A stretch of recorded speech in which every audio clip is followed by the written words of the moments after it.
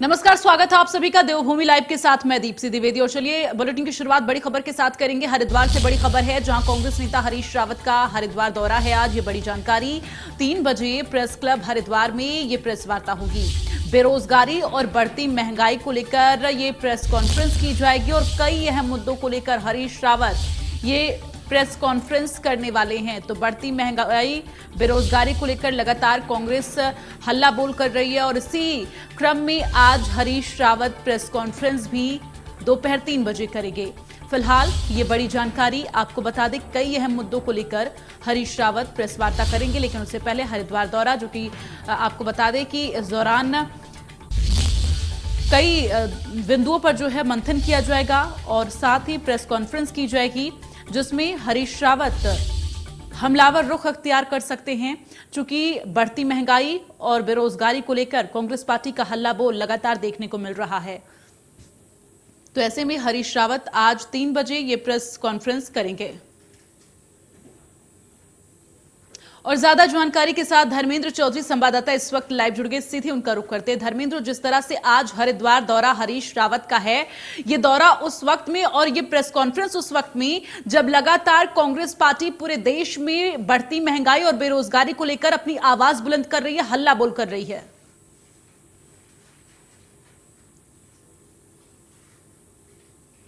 नेता हरीश रावत हरिद्वार पहुंच रहे हैं और हरिद्वार पहुंचकर 3 बजे वो प्रेस वार्ता करेंगे। तो प्रदेश में बढ़ती महंगाई और बेरोजगारी को लेकर ये उनकी प्रेस वार्ता यहाँ पर होने जा रही है। और जैसा कि कल पूरे देश में कांग्रेस ने मोदी सरकार के खिलाफ धरना प्रदर्शन किया था और वहीं देहरादून में भी कांग्रेसियों ने राजभवन तक पैदल कूच कर प्रदर्शन किया था। तो कांग्रेस इस समय पूरे आक्रामक रूप में दिखाई दे रही है और जगह जगह जो बड़े नेता हैं वो पीसी कर रहे हैं और धरना प्रदर्शन जो संगठन है उनके द्वारा किया जा रहा है। तो इसी क्रम में आज हरीश रावत हरिद्वार पहुंच रहे हैं। करीब 3 बजे वो यहाँ पर प्रेस वार्ता करेंगे, जिसमें बेरोजगारी, बढ़ती महंगाई के साथ अन्य कई मुद्दे होंगे जिन्हें लेकर यहाँ पर वो आज प्रेस वार्ता करने वाले। बिल्कुल। और धर्मेंद्र, क्या जानकारी है, ये जो हरिद्वार दौरा हरीश रावत का है, किन मायनों में महत्वपूर्ण है? इस दौरे का मकसद क्या है?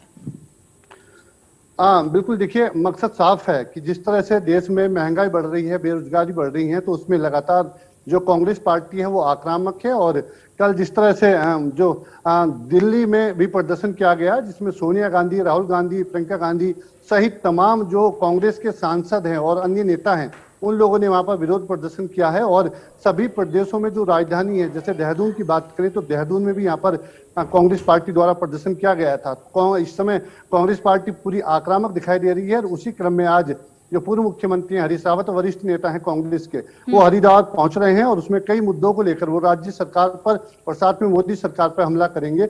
यहाँ पर जो अभी तक जानकारी मिली है, पहले वो कार्यकर्ता है कांग्रेस के, उनसे भी मुलाकात कर सकते हैं। उसके बाद 3 बजे का समय रखा गया, जिसमें बेरोजगारी, बढ़ती महंगाई सहित तमाम ऐसे मुद्दे हैं जिसे कांग्रेस लेकर इस समय बीजेपी सरकार पे हल्ला बोल रही है। तो उन सभी मुद्दों को लेकर यहाँ पर उनके द्वारा प्रेस वार्ता की जाएगी। इस दौरे के दौरान हरीश रावत के अलावा कांग्रेस के और भी कौन कौन से दिग्गज मौजूद रहेंगे, इसको लेकर क्या जानकारी है धर्मेंद्र?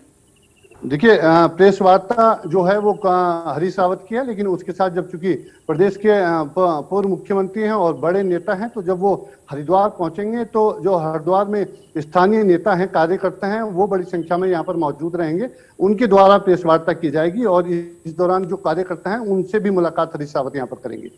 बिल्कुल। और ये जो दौरा है हरिद्वार का, ऐसे में सवाल ये भी कि इस दौरान क्या और भी पार्टी के आला कमान यहाँ पर दिखाई देंगे या नहीं? इसके साथ ही सवाल ये भी कि इस प्रेस कॉन्फ्रेंस के अलावा और भी कोई कार्यक्रम है हरीश रावत का, धर्मेंद्र? देखिए, जो मुख्य कार्यक्रम अभी तक बताया जा रहा है वो प्रेस वार्ता है। हरिद्वार प्रेस क्लब में 3 बजे प्रेस वार्ता रखी गई है हरीश रावत के द्वारा। वो यहाँ पर प्रेस वार्ता करेंगे। जहां तक उनके साथ बड़े नेताओं की बात है, जो स्थानीय स्तर पर यहाँ पर जिला अध्यक्ष हैं, महामंत्री हैं और अन्य पदाधिकारी हैं, जो पूर्व संतोष चौहान है, महिला आयोग की यहाँ अध्यक्ष रही हैं, इस तरह के कई नेता यहाँ पर उनके साथ यहाँ पर मौजूद रहेंगे। यही उनका कार्यक्रम रखा गया है। इसके बाद जो कांग्रेसी कार्यकर्ता हैं उनसे मुलाकात करने का भी उनका कार्यक्रम है, लेकिन मुख्य रूप में जो हरिद्वार पहुंचने का उनका कार्यक्रम है वो प्रेस वार्ता रखी गई है। और प्रेस वार्ता में महंगाई और बेरोजगारी सहित तमाम ऐसे मुद्दे होंगे जो देश में इस समय ज्वलंत मुद्दे हैं, जिसे लेकर कांग्रेस दिल्ली तक, देहरादून से लेकर इस समय आक्रामक रूप में दिखाई दे रही है। और लगातार मांग की जा रही थी कि संसद में भी इन विषयों को लेकर चर्चा हो, लेकिन अभी चर्चा नहीं हो पाई है। तो कांग्रेस ने पूरी तरह से कह सकते हैं कि बीजेपी सरकार के खिलाफ हल्ला बोल रखा है। और इसी क्रम में आज बड़े नेता हरीश रावत हरिद्वार पहुंच रहे हैं और यहाँ पर प्रेस क्लब हरिद्वार में प्रेस वार्ता करेंगे। नहीं, हल्ला बोल तो कल भी पूरे देश में देखा गया कि कांग्रेस पार्टी जिस तरह से कर रही थी। अगर हम दिल्ली का जिक्र करें तो यहाँ पर पीएम आवास, राष्ट्रपति भवन घेराव करने के लिए लगातार कांग्रेस आमादा थी, लेकिन हालांकि उन्हें रोका गया, बैरिकेड्स किया गया। अब देखना यह है कि आज इस प्रेस कॉन्फ्रेंस में क्या कुछ बड़ी बातें कही जाएंगी। फिलहाल तमाम जानकारी के लिए धर्मेंद्र बहुत बहुत धन्यवाद आपका। और आगे बढ़ते हुए बात करेंगे उत्तराखंड अधीनस्थ चयन आयोग के चेयरमैन पद से एस राजू के इस्तीफे को लेकर कांग्रेस का बड़ा बयान सामने आया है। कांग्रेस ने इस मामले में कहा है कि चेयरमैन के इस्तीफे से साफ हो गया है कि इस मामले में बहुत लोगों की मिलीभगत है। कांग्रेस का यह भी कहना है कि इस मामले की हाईकोर्ट के सिटिंग जज की अध्यक्षता में जांच होनी चाहिए, जिससे पूरे मामले का खुलासा हो सके, दूध का दूध और पानी का पानी हो जाएगा। कांग्रेस का कहना है कि पिछले 5 सालों में हुई सभी भर्ती परीक्षा की जांच होनी चाहिए, क्योंकि सरकार भ्रष्टाचार में डूबी हुई है। तो कांग्रेस पार्टी एक भी मौका गंवाना नहीं चाहती। अब इस पूरे मामले को लेकर कांग्रेस पार्टी का ये बयान सामने आया है। अधीनस्थ सेवा चयन आयोग की भर्ती में घोटाला, चेयरमैन पद से एस राजू ने इस्तीफा दिया, जिसके बाद से अब कांग्रेस का ये बयान सामने आया है। इस्तीफे को लेकर कांग्रेस का यह बयान सामने आया, जिसमें हाईकोर्ट के सिटिंग जज की अध्यक्षता में जांच कराने की मांग की गई है कांग्रेस पार्टी की तरफ से। पिछले 5 सालों में हुई सभी भर्ती परीक्षा की जांच हो, ये मांग की गई है कांग्रेस पार्टी की तरफ से, क्योंकि ये मानना है कांग्रेस पार्टी का कि लगातार घोटाला हो रहा है। और ऐसे में चेयरमैन पद से जब एस राजू ने इस्तीफा दिया, उसके बाद अब लगातार कांग्रेस पार्टी इसको लेकर हमलावर है। तो अधीनस्थ सेवा चयन आयोग की आपको बता दें कि इसमें घोटाला जिस तरह से हुआ है, चेयरमैन पद से एस राजू ने इस्तीफा दे दिया है। इस्तीफे को लेकर अब कांग्रेस पार्टी का ये बयान सामने आया है, जिसमें कांग्रेस पार्टी ने इस बात का जिक्र किया है कि जांच के साथ साथ पिछली भी जो भर्तियां हुई हैं उसकी भी जांच होनी चाहिए, जिसके बाद से ये मांग की गई है कांग्रेस पार्टी की तरफ से। और कांग्रेस पार्टी का ये कहना है कि जांच होगी, हाई कोर्ट के सिटिंग जज की अध्यक्षता में जांच होनी चाहिए, पिछले 5 सालों में हुई सभी भर्ती परीक्षा की जांच होनी चाहिए, सब दूध का दूध और पानी का पानी हो जाएगा, जो भी घोटाले हुए हैं वो उजागर हो जाएंगे। तो चेयरमैन पद से एस राजू ने इस्तीफा दे दिया है, जिसके बाद से कांग्रेस पार्टी आक्रामक होकर लगातार अब ये मांग उठा रही है। तो हाईकोर्ट के सिटिंग जज की अध्यक्षता में जांच किए जाने की मांग कांग्रेस पार्टी की तरफ से की गई है। चयन आयोग में घोटाला हुआ है, उस घोटाले की आंच में आज अध्यक्ष भी आ गए, उनका इस्तीफा हो गया, बहुत सारे लोगों की गिरफ्तारी हुई है। लेकिन कांग्रेस का साफ साफ इस बारे में हमारी ये मान्यता है, हमारी ये मांग है कि इस घोटाले का दूध पानी का पानी करने के लिए हाई कोर्ट के सिटिंग जज की अध्यक्षता में एसआईटी बननी चाहिए, वो जांच हो, तब पता लगेगा कि किन लोगों का संरक्षण है। इतने बड़े पैमाने पर यह घोटाला हुआ है, और केवल एक ही घोटाला नहीं है, पिछले 5 वर्षों में जितनी भर्तियां हुई हैं उन सब भर्तियों में कहीं ना कहीं घोटाला हुआ है। और वो तभी पता लग पाएगा जब हाई कोर्ट के सिटिंग जज की अध्यक्षता वाली एसआईटी इसकी जांच करेगी। कांग्रेस की मांग है तत्काल सरकार इस पर एक्शन करे। और आज इस राज्य के अंदर जिस प्रकार से सरकार आकंठ भ्रष्टाचार में डूबी है, लोकायुक्त कहाँ है? और चलिए ज्यादा जानकारी के लिए सीधे रुक कर लेते हैं। रोहित सोनी इस वक्त हमारे साथ लाइव जुड़ गए हैं, सीधे उनका रुक करते हैं। रोहित, क्या जानकारी है कांग्रेस का ये बयान सामने आने के बाद? अब क्या कुछ आगे जो है जांच प्रक्रिया होगी? चूंकि यहां पर ये कहा जा रहा है हाई कोर्ट के जो सिटिंग जज हैं उनकी अध्यक्षता में एसआईटी का गठन हो और फिर जांच प्रक्रिया शुरू हो।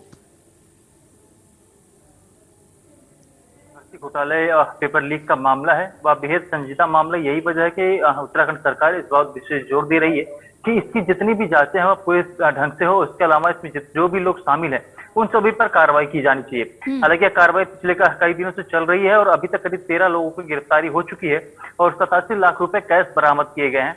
और जो इसमें दर परत अगर हम बात करें तो जो यह लिंक का फैला हुआ मिला है कि इससे जो तार हैं वह लखनऊ और उत्तराखंड के तमाम हिस्सों तक फैले हुए दिखाई दिए हैं। हाँ, यही वजह रहा कि एसआईटी जो टीम गठित की गई थी उसकी जांच लगातार एसटीएफ की टीम कर रही है और इसमें जो मुख्य रूप से तमाम लोगों को गिरफ्तारी हुई 13 लोगों की, उन 13 लोगों में 6 ऐसे कर्मचारी भी हैं जो सरकारी कर्मचारी हैं, इसके अलावा 2 संविदायक कर्मचारी और बाकी अन्य लोग हैं। तो इसमें साफ स्पष्ट हो जाता है कि जब सरकारी कर्मचारी भी शामिल है तो यह एक बड़े स्तर पर जो है यह धांधली चल रही थी या फिर भर्ती में घोटाला चल रहा था। यही वजह है कि अब विपक्षी दल पे सामने निकल करके आया, लेकिन उससे पहले ही मुख्यमंत्री पुष्कर सिंह धामी ने यह बयान पहले ही स्पष्ट देते हुए स्पष्ट कर दिया था कि इस भर्ती घोटाले में जो भी आरोपी हैं उन सभी के ऊपर कार्रवाई की जाएगी और इसमें किसी को भी बख्शा नहीं जाएगा। यही वजह है कि एसटीएफ की टीम लगातार इस बात पे कोशिश कर रही है कि इसके जितने भी परत हैं उन सभी परतों को खोला जाए। एसटीएफ की टीम तो कार्रवाई लगातार कर रही है, लेकिन अब सवाल यही कि अगर कांग्रेस पार्टी ने मांग उठाई है तो क्या आगे इस पर मंथन किया जा सकता है? एसआईटी का गठन हो सकता है? जांच प्रक्रिया एसआईटी की तरफ से की जाएगी?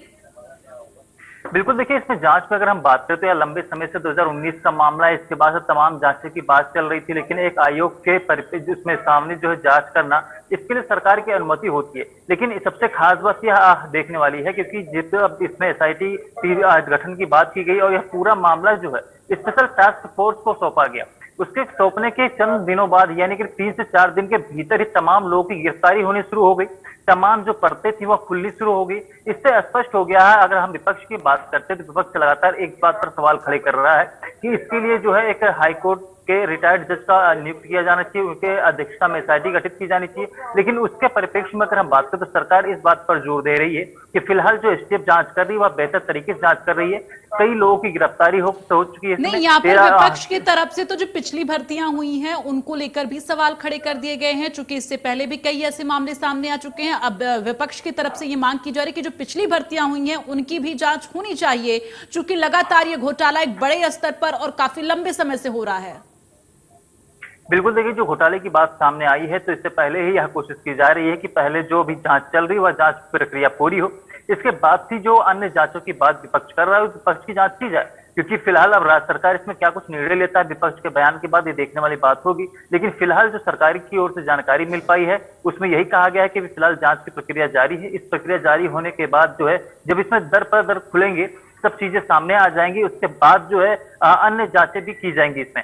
लेकिन फिलहाल